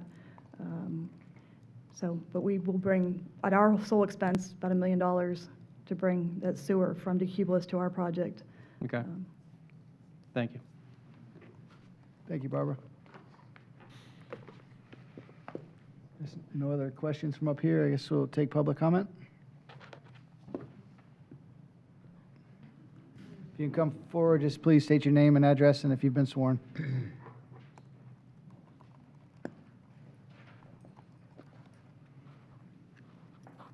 Good afternoon. Ann Corona, 7615 Tanglewood Drive, Newport Richey. I'm going to spare you all the usual rhetoric we use in these presentations, not out of benevolence, but because I didn't see the sign. So I didn't have time to prepare. I don't know when that sign went up, but all I remember seeing was the one about the meeting at the library. I'd be interested in getting a response on that. My main concern regarding this project, other than the fact that they may start out as Class A luxury with ponds, but then they turn into poorly maintained old apartment complexes with swamps, is the fact that the road itself is unsafe. We lived there for 40 years. The traffic has increased exponentially since Decubulus was made into a paved road. I've spoken to the commissioner regarding the danger of the student drop-off and pickup every day on Tanglewood, which for a two-lane road, both lanes are closed off for 2 hours a day. So I can't even get out of my house without going on the wrong side of the road, which is not safe. Our mailbox has been hit probably 12 times by parents coming down the road, not able to make the turn. There's one walker that goes to Cypress Elementary School. The rest are all car riders or they take the bus. So the traffic there is incredible. This is a danger both to the residents of Tanglewood and the students and parents of Cypress Elementary School. I've also spoken to the commissioner about trying to alleviate this problem, and then she tells me that that school is going to be enlarged or changed in 2 years, and that's just going to further add to the problem. Dumping 230 apartments on the corner of a small 2-lane road, so 230 apartments then translates to probably 600 individuals, 600 plus cars, and that's not counting the non-resident visitors. So again, my objection is safety, and also the change of the landscape from R1 to R16. It's not in keeping with the nature of the community and will diminish the values and aesthetics. Thank you. Ms. Corona, can I ask you a question? Sure. So you mentioned that Tanglewood is blocked off. Do you mean it's choked by Okay, traffic, so, or what do you mean by that? There's one lane going up the hill to Cypress. Okay. And one lane coming down Tanglewood the other way to go up to Cypress. So both lanes are completely blocked off for an hour each day. Okay. I've spoken to Kurt Browning about this too, and they're supposed to be working on it, but so far no luck. The commissioner from this district had an idea. She proposed taking 10 feet off the property across the street from us. If I could, I have probably 20 pictures of our property being hit. Taking 10 feet off the property across from us might be an idea, or making a traffic circle within the school itself, but so far nothing's happened. Are we good? Okay, Yes, thank you. thank you, ma'am. Thank you. And next, anybody else? So we do have Miss Debbie and also Miss Shannon and Mr. John, starts with a last name is with a V, sorry. Hello, my name is Debbie Kowalson, and I live on Tanglewood Drive.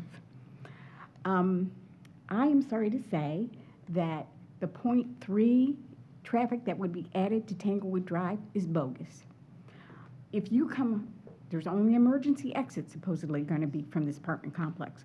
You go out on a ridge road, you take a right, you take another right, and 150 feet, you're on Tanglewood Drive.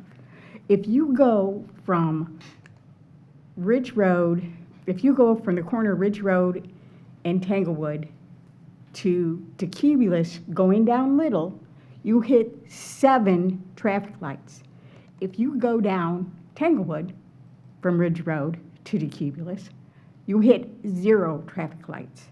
Which way are you going to go? I know which way I go, and I've lived there close to 33 years. Now, mind you, when I first moved in, Decubulus didn't exist. Tanglewood was a dead end.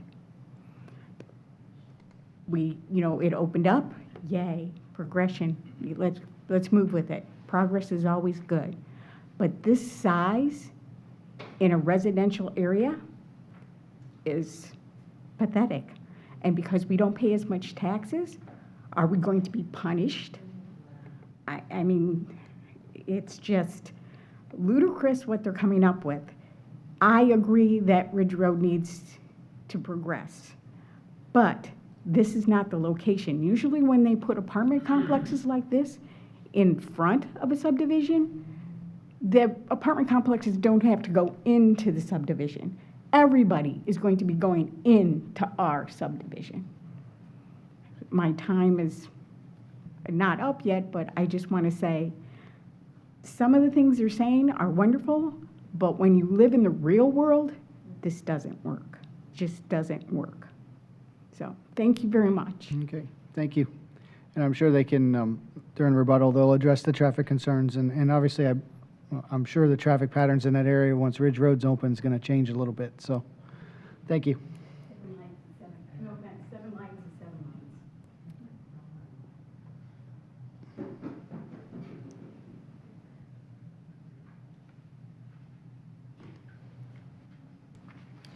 Hello, my name is Shannon Whitwer. I live at 9936 Sweet Bay Court. First of all, I just want to say I love Pasco. That's why I moved here. A couple things from what Ms. Wilhite said. This is a rural area, and if you haven't been there, I suggest you drive through it. When your neighbors ask you, did you see my cow?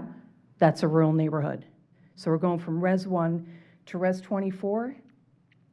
I understand that the growth is coming, and we know it, and that's fine. But right down the road, since you did the extension on Ridge, there's so much area down there where this wouldn't impede on anyone. No one lives down there. Okay, you voted for this before, and you voted against it, and it was the airport all by itself that shut it down. That airport is still there. And this project is also not consistent with the comprehensive plan.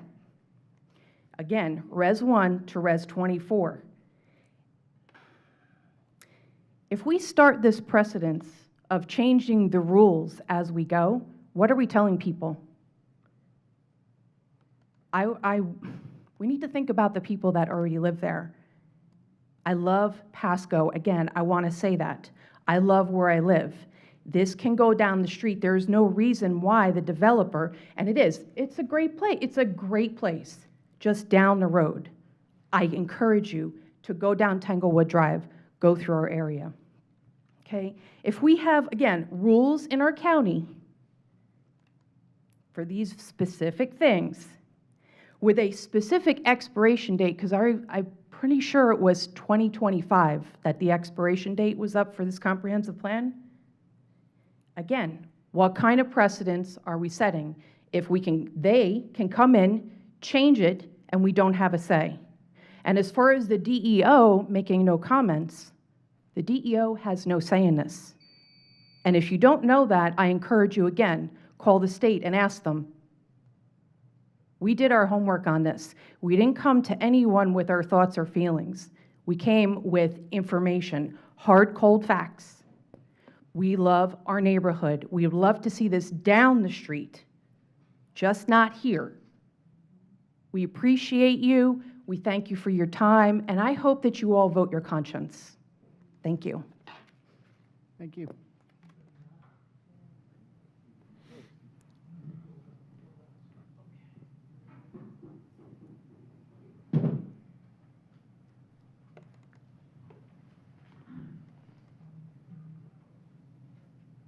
Thank you for your time. My name is John Campanella. I live at 8300 Boyce Court, Newport Richey, and I represent Highlands of Tanglewood East. The first thing that I would like to say is that the Sheriff's Office has already sent a letter in reference to these apartments that it presents them from actually being able to protect the community, and that it doesn't really, the apartments don't really work well with that. I'd also like to mention the fact that it's been continually said that the Ridge Road project, we should all know that, in other words, that this was a bigger road and it was going to promote growth. But I would also like to present the fact that Ms. Wilhite, I believe, was instrumental in writing that 2025, I believe, master plan. And alongside with the expansion of Ridge Road, basically, there should have been sewers put in the first place if they were going to expect the expansion that they're doing. So the bottom line here is that this whole project, basically, it doesn't work. The issue is that many, how you call it, zoning laws or the Florida statutes state that this is not possible because of the various ones that are, it's all been deliberated before. We ask you to think about this before you make a decision, and we appreciate you helping the community. Thank you. Thank you. Jamie, before we take our next comment, can we the gentleman brought up a comment about the sheriff's office. Yeah, Adrian. sure. Could staff confirm that, or what is that related to? Barbara, maybe you confirm. Staff is not familiar with the statement made. I'm sorry, I didn't understand the question. You made a comment regards to the sheriff's office sending a letter, not being able to protect this area or something to that effect. Could you specify what your, Yes. okay, because I don't think staff is aware of any. Do you have a copy of the Do you have letter? a copy of the letter No, by I any do chance? not, but Sheriff Naco had told me that. Well, what was the concern that he voiced? I'm sorry. What was the concern that he voiced in his letter? I'm hard of hearing, please. What was the concern that he voiced in his letter? I believe it was that, in other words, it made it hard to be able to service the people. And it was about this project. I'm not sure if it was this one or all apartments in general, but I know that it was said that it presents a problem with being able to service the people. It may relate to the moratorium on the other side. Well, I believe you I'm could. sorry, I just want to say, we were outside when the sheriff stood there and told both of us, so I am a witness, and he said he wrote that letter. Okay, so, but we're trying to get clarification, madam and sir, about what letter you're talking about. It sounds like you're describing a letter that he wrote about apartments in general in Pasco County, not this particular.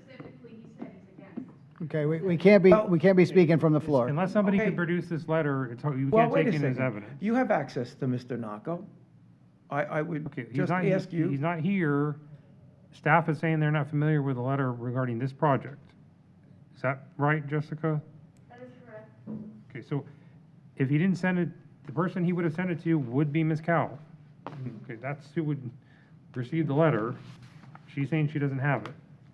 Okay. Now, it's possible, I will tell you that Mr. Naco has written letters about general concerns about apartments in the county in general. Yes.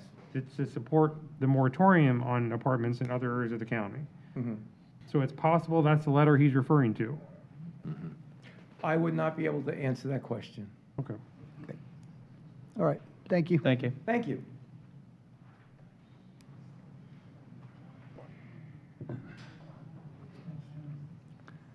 I think we have one more, is that right, Denise?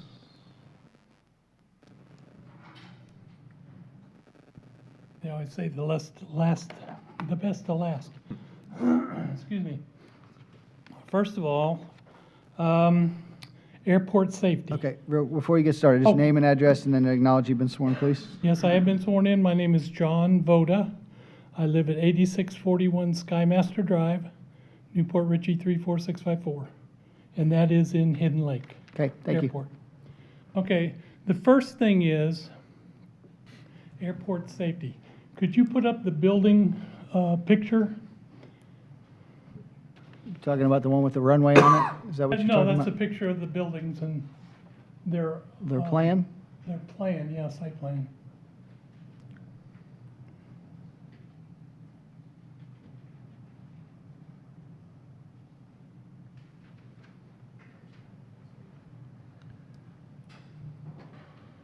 Now, I want to see the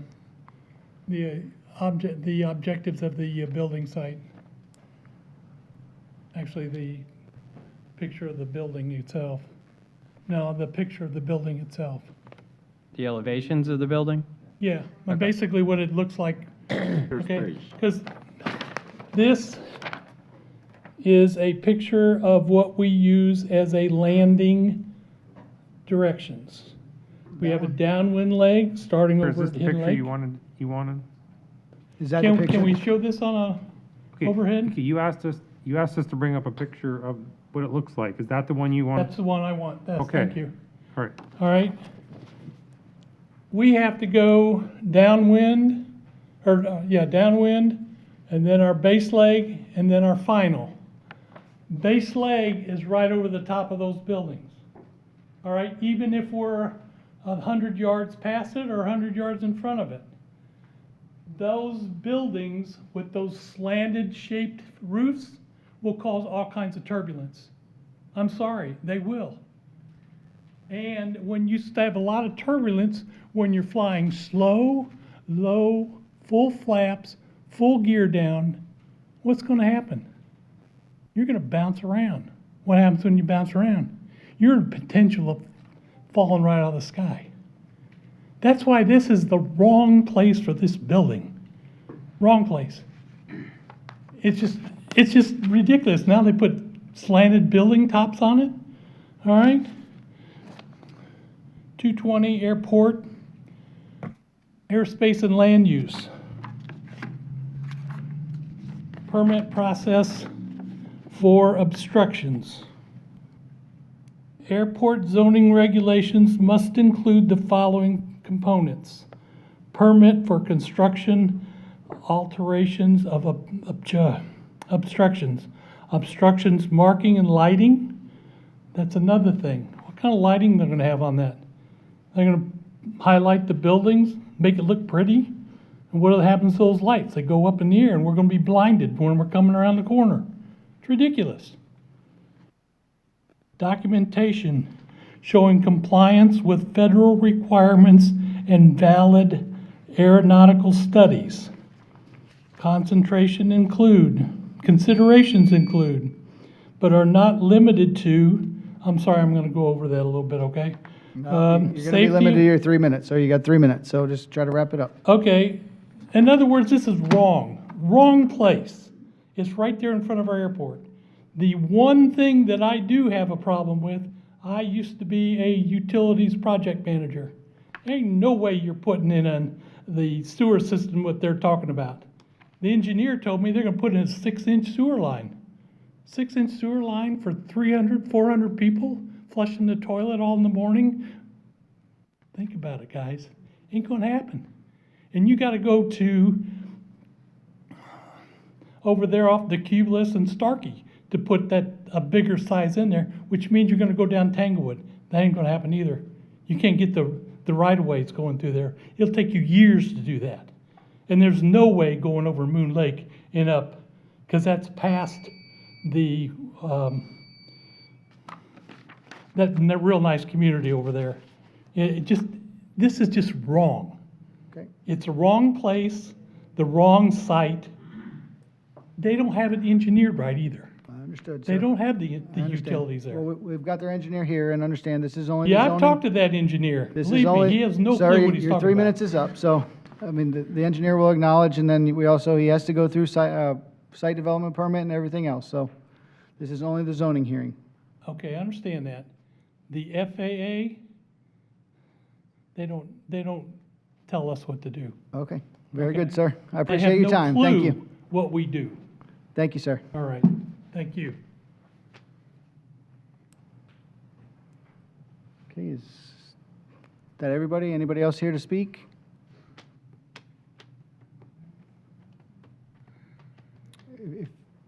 That's all we have signed up, but perhaps other Yeah, folks may. if anybody else wants to speak, I mean, you have 3 minutes. Denise, is this the one where we have somebody on WebEx? No, you have one Don't chance. have anyone registered on WebEx for this item. Okay, so I thought we said we had somebody on WebEx for some item. We did, but you've already heard the item. But he didn't want to speak. He's a representative, just happened to be on WebEx. Oh, okay, all right, okay. Was there somebody else that wanted to speak from the audience? I don't think so. No? I Okay. think they acknowledge they're all good. Okay, Barbara?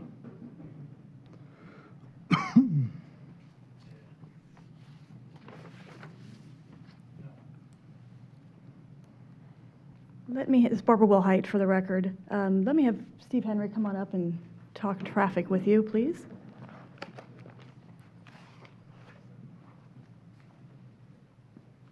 Good afternoon, Steve Henry, Links & Associates, 5023 West Laurel, Tampa 33607, and I have been sworn.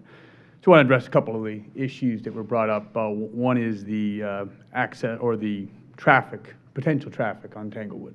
It's indicated in our analysis, we expect a very minor amount of our traffic to go down there. And in fact, I think Ms. Corona kind of illustrated that the fact that that road is closed 2 hours a day because of traffic. Why would anybody from our development try to go down a road that you can't get down when you have Ridge Road that, based on our analysis today, will operate with a VC ratio of 0.5. That's half the capacity of the road. In 2045, 0.77. It's a new road. It will run from, obviously, west of Little Road, all the way to 41. You can get anywhere, including the Suncoast Parkway, Angeline, all those places that you can get to. There's no reason to go down Tanglewood, and also, I don't know if any of you have driven Tanglewood. That is a very narrow road. It's a very windy road. Again, the idea here is you have a arterial roadway. Our only access, direct access, is to Tanglewood Drive, or excuse me, to Ridge Road, that has a VC ratio of 0.5. From our standpoint, that's where you're going to be using that road to get east and west, using whether it's Little Road, whether it's the Suncoast to go north or south. So Steve, can I ask a question about that? Sure. So I think the elementary school that would serve this project is on Tanglewood, is that correct? Correct. And we may have some of those. Is your 3%, does that include the people that would be going to the elementary school? That is, it could be part of that 3%, yes. Okay. But, but yes, it could be part of that percentage, because what we looked at is where people would be going. But part of that percentage could be the school, people going to the school. This is peak hour, what we're looking at. So yes, it could be some of it. Yeah, that afternoon is, our peak hour is not during that, the school hours are not during that afternoon peak hour when we do the Do you think it would timing be and phasing. higher during the AM peak, the amount of people using it?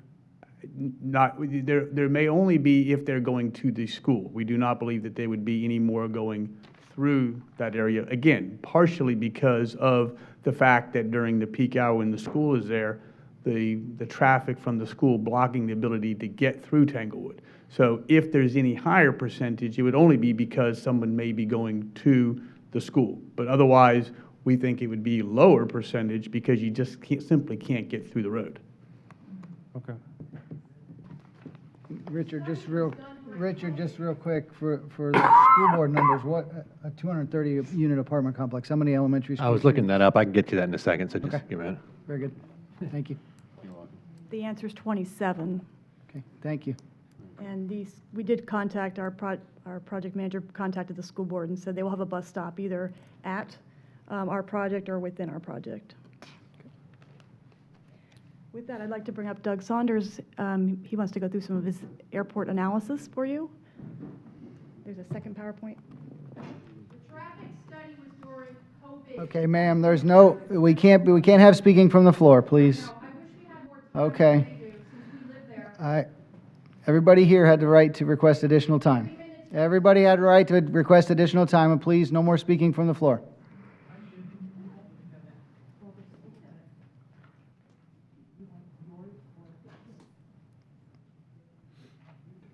While we're pulling up, the name's Doug Saunders, CNS Companies, live at 1118 O'Day Drive, Winter Springs, Florida, 32708, and I've been sworn in.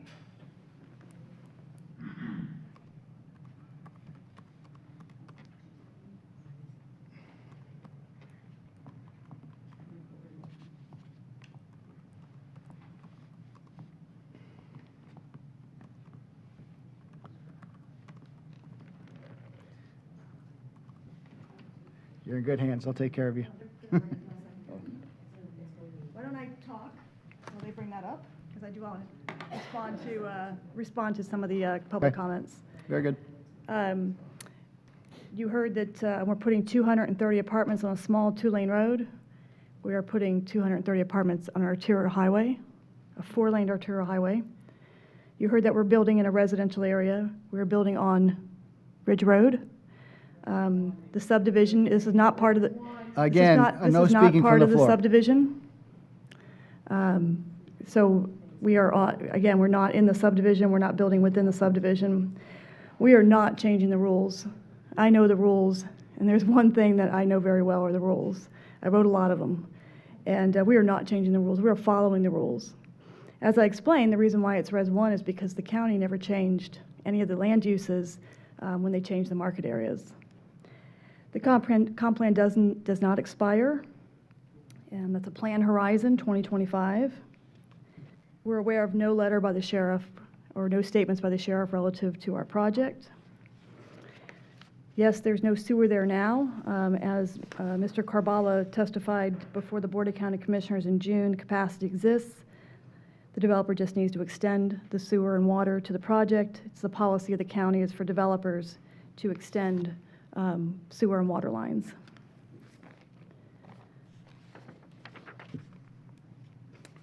And if you want to have any questions about, from our project engineer, he is here, but as Mr. Girardi said, anything we do is going to have to go through review and permitting with the Utilities Department, with county planning, with the right-of-way use permit folks. And with that, Doug Saunders. So Barbara, while he's speaking, I don't know what Planning Commission is going to do with this, but if you have proposed language to deal with condition 1 on the site plan, if you could work on something? I will work on that, yes. Thank you. All right, again, Doug Saunders, CNS Companies, 1118 O'Day Drive, Winter Springs, Florida, 32708, and I've been sworn in. I'm not going to go through the entire presentation. I'll just go through a few key items, talking on a few things. First of all, I guess I've been doing the only aviation engineering for 20 years, professional engineer, only worked on airports, worked on airports across the country, across Florida. So I don't do subdivisions, but I do airports.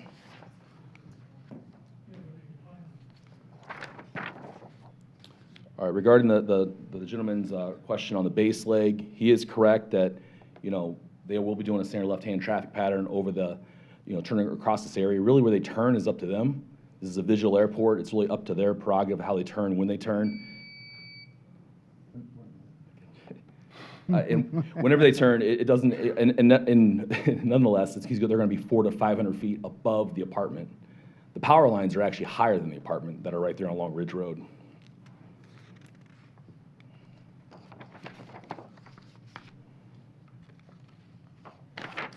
Going to go to airspace, refer to airspace regarding obstructions.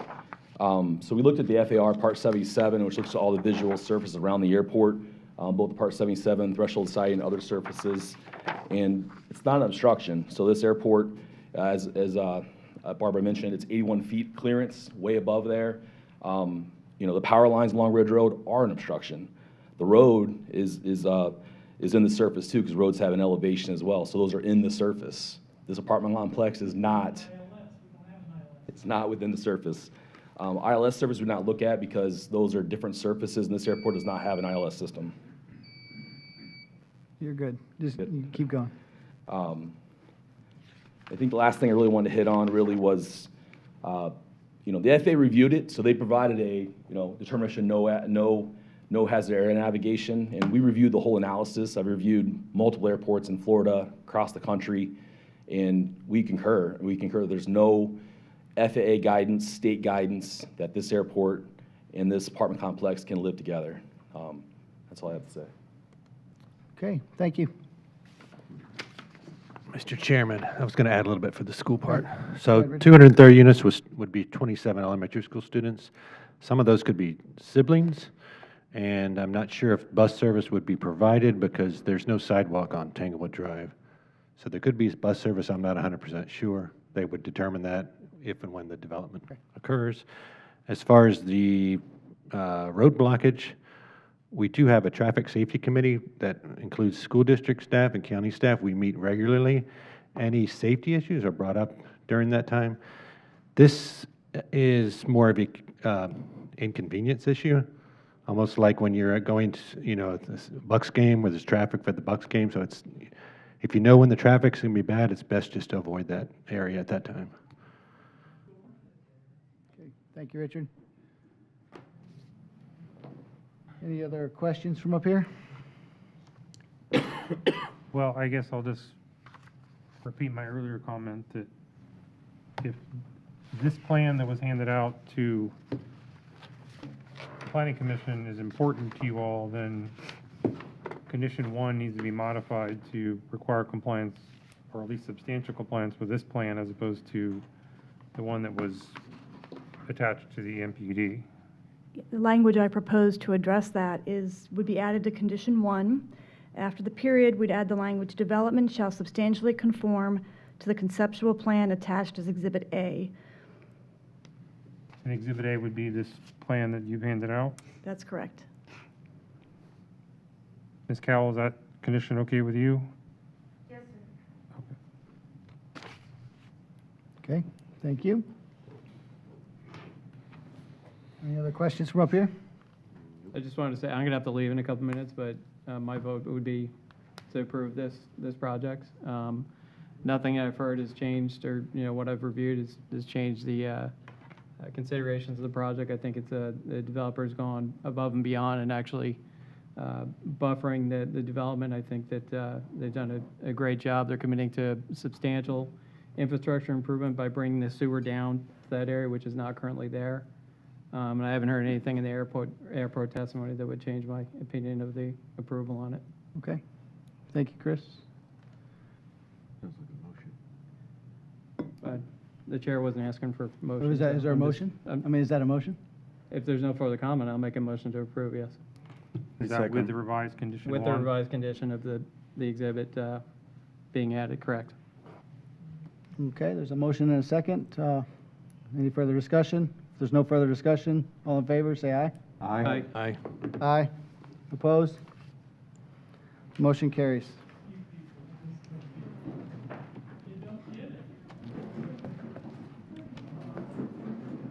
Nice job. You want the gavel back for adjourn? No, go right ahead. Motion to adjourn? So moved. Second. Second. All in favor? You feel you were struggling a little bit, Motion not having a carries. gavel on that one.